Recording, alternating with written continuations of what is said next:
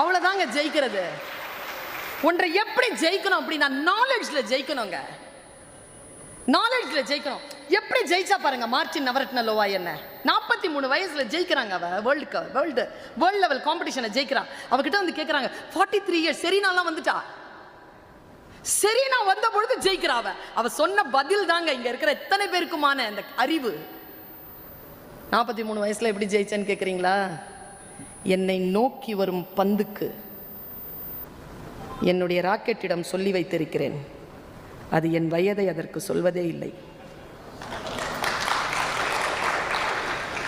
பாருங்க, இந்த மைண்ட் இருக்குல்ல, அது நீங்க இருக்கிற இடத்துக்கு தான் ஸ்கொயர் ஃபீட். இவர்கள் எல்லாம் ஏன் வளர்ந்திருக்கிறார்கள் யோசிச்சு பார்த்திருக்கீங்களா?